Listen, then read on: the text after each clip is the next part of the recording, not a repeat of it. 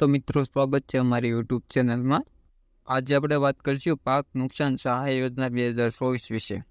1,50,000 ખેડૂતોને જુલાઈ મહિનામાં થયેલા પાક નુકસાન માટે સરકાર દ્વારા સહાય આપવામાં આવે છે. મિત્રો, સારા સમાચાર છે. સરકાર દ્વારા ખેડૂતોને કૃષિ સહાય પેકેજને જાહેર કરી દેવામાં આવ્યું છે. અગાઉ જુલાઈ મહિનાની અંદર અમુક જગ્યાએ ઘણો વરસાદ થયો હતો અને પાકોને નુકસાન થયું હતું. તો આ લાભ ખેડૂતોને મળવાપાત્ર થશે અને કઈ રીતે લાભ મળી શકે તે વિશેની સમગ્ર માહિતી આપણે આ વિડીયોની અંદર મેળવીશું. સરકાર દ્વારા ખેડૂત સહાય યોજના.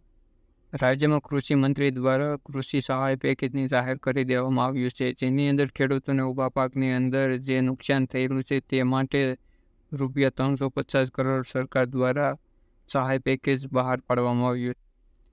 1,50,000 ખેડૂતોને માટે જાહેર કરી દેવામાં આવ્યું છે આ પેકેજ.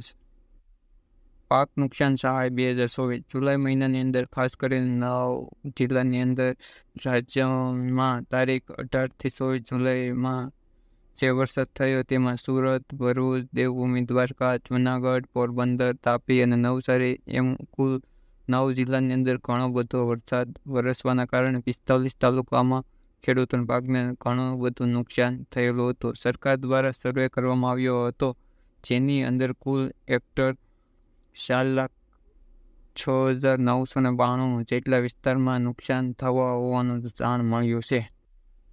પાક નુકસાન સહાય મળવાપાત્ર તેની સહાયની વાત કરીએ.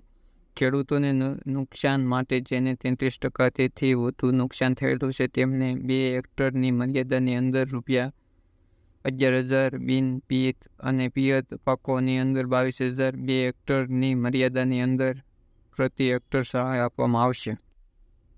આ સહાયની અંદર 1,50,000 જેટલા ખેડૂતોને સહાય આપવામાં આવશે. સરકાર દ્વારા 350 કરોડનું HDFCના નિયમ ઉપરાંત પેકેજ જાહેર કરવામાં આવ્યું છે.